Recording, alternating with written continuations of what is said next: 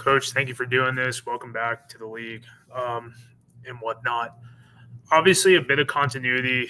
Your father, obviously, kind of working with Coach LeBeau, the Steelers organization, in addition to predecessor Cornell Lake, also working in the same system.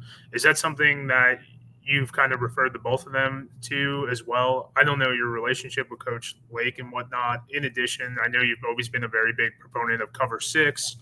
Is that kind of something you're starting to feel out right now? Just now that people are in shells and whatnot, and you actually get to see a lot of these players and everything. Yeah, I know Carnell kind of through the way, but have never worked with him. Um, and obviously, Coach LeBeau. I mean, he's not my godfather, but he's damn near my godfather because I grew up since I was real little, being around him, watching him teach, and that's had a big impact on me in my life as well as my coaching life, my professional life. Um, he is for sure one of my mentors, and he is the defense that we are running here in Memphis is it is based on his 3-4 Pittsburgh Steelers mid 2000s defense. That's the terminology. That's where it comes from. That's what we do. Um, but I think as far as like from last year, we're going to be different from last year on defense for sure. Um, there are probably going to be some similarities, if you will, maybe with vocab and kind of like the how we call stuff. It's going to be the same world, but I don't know that it's not going to look like it did last year. It's going to look different for sure. Um, and yeah, like you said, I do love cover six. I love me some cover six, but at the same time, like I love cover three, and I love to blitz too. So like if it's cover one pressure, sending five, sending six, playing fire zone, playing cover one, playing zero, playing like a void zone. I love the pressure. So it just kind of depends on what these guys show us through these next couple weeks in camp of what we'll do when we get out there and play Michigan week one. And I don't know that we'll be the same team when we play Michigan week one as we will when we play Birmingham week 10 and then whoever we play in the XFL from in the championship game. So I don't know. I don't know what it'll look like then. Fair enough. Coach, obviously getting Mark Gilbert, you guys kind of reuniting a little bit on that. How's that relationship kind of coming along? While he's definitely a pretty good football player, there definitely was a bit of a drop off with Birmingham.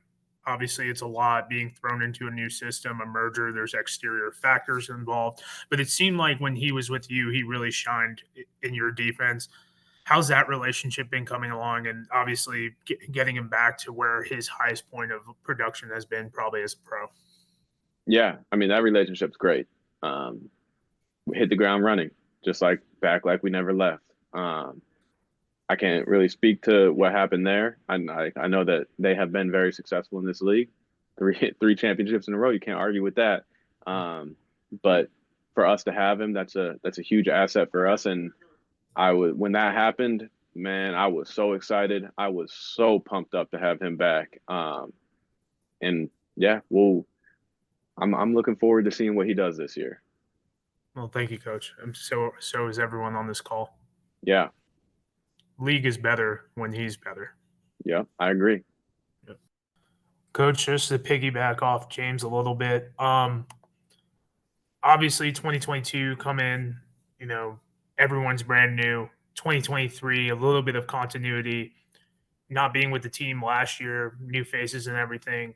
Have you had to change up your personal like practice style? Like I assume today is probably day one install, maybe day two install, and kind of taking it a little bit slower compared to 2023. And like, how was your process in the off season as far as like updating your PowerPoints, maybe Yeah, whether scheme aside, more just the scheduling and pace? Because going into 2024, you're going into your third year, maybe 50 to 60% of the players. It's like go, go, go. Now it's yeah, like reverting a little bit. Has that been a little bit of an adjustment?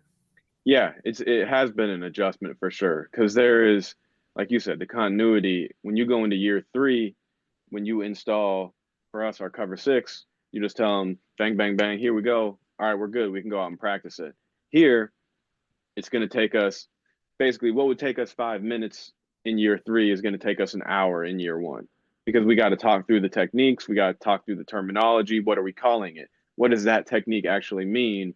Whereas when we get into year 3, you just tell them, all right, your technique is quarters. And they're like, yep, I know what that is. I got to do this on 2, match, carry, deliver, do all that. So like they speak the same language. Part of it is getting everyone to speak the same language and speak how we talk so we're all on the same page. It goes back with the communication thing, but that is definitely a part of it.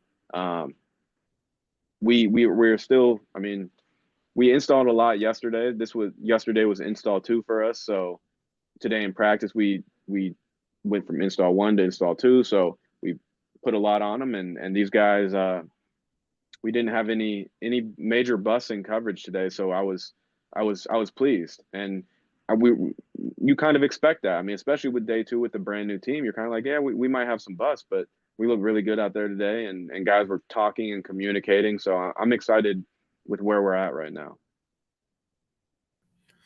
Boogie, thank you for jumping on. Always one of the better faces in the league, especially from a personality standpoint. Always got a smile on your face and everything like that.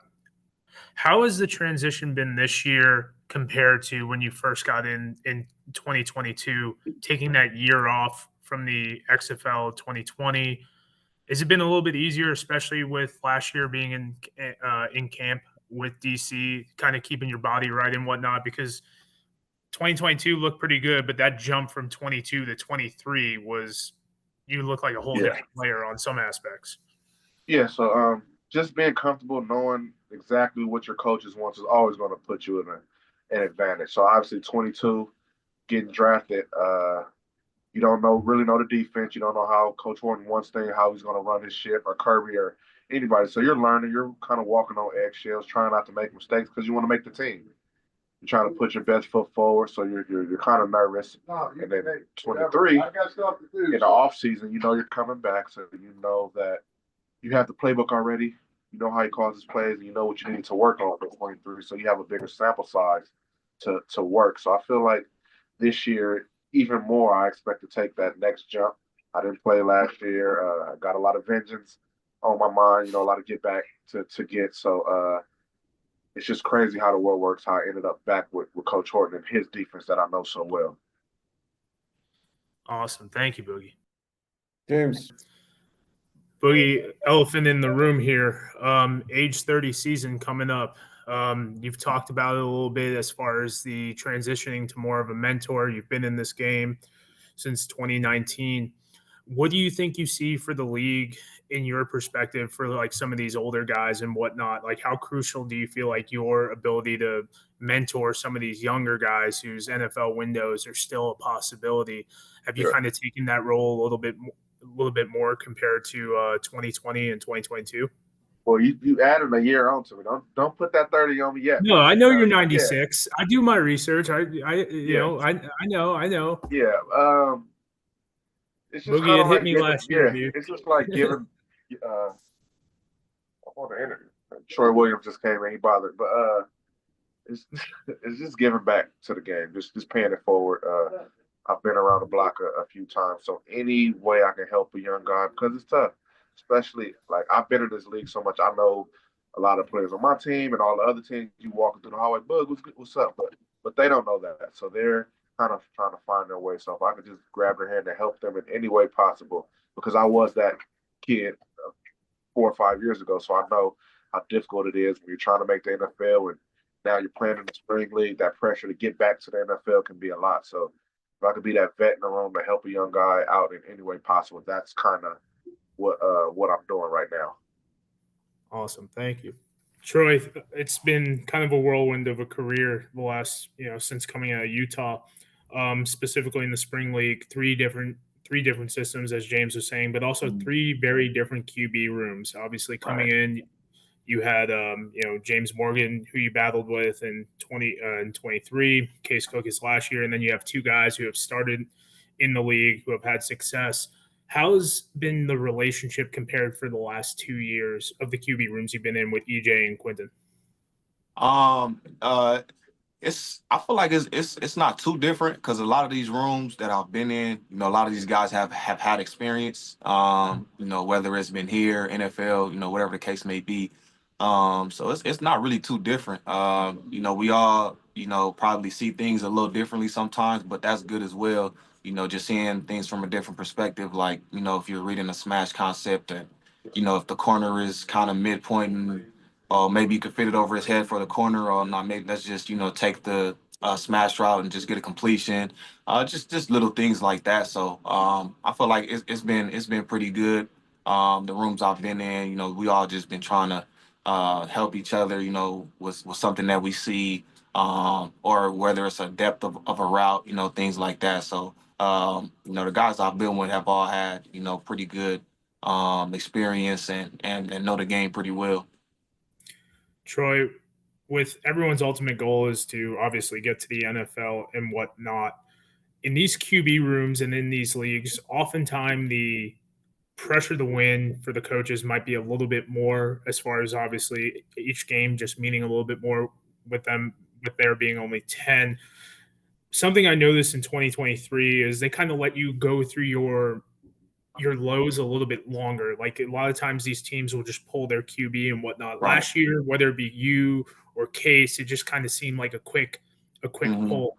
Has Right. Coach Wisenhunt, when he took this role, kind of talked to all three of you guys like, hey, like, we're gonna kind of battle, whoever's QB1 is gonna battle through that low, even just to kind of figure it out. The leash might be a little bit longer for you guys compared to last year a little bit. I'm not sure. We haven't really talked about it too much. It's only day 2. We'll see. We'll figure it out. We're still trying to, get a good feel of everybody in the room. We've all come from different places. Wizenhut has been, multiple spots. He's been, all over. So, I'm not really sure, how he'll confront that when adversity does hit, with the quarterbacks in the room. But we'll see. You just have to try to take it, and just, whatever it is. Just, quarterback is always hard because it's only one of us. So, just try to, just keep your mind in it and, just battle through whatever, comes across your plate. Final question for me, Troy. How awesome is it to have a guy like David Davis return after having a little bit of success with the NFL contract? Is it kind of, granted, new system, but still chemistry is chemistry, right? Right, yeah, no, it's good. It's good having him return. It's good having D. Anderson return, Jay Adams, those guys, J.J. Wilson. It's always good to have returners coming back, especially Daywood. He had a great year last year. So he definitely, has the respect across the league, as one of those top guys at receiver. So it's good to have, somebody out there that is going to make plays for you, along with the other guys that I just named that's returning. But, it's good to have him back. I know he's gonna be rolling out there. Defenses are definitely gonna expect him to, blow past him, so he'll get that respect he deserves. But I'm sure Wills will, find plenty of ways to get him the ball and get him in space. Thank you, Troy. Yes, sir. Anything else, guys?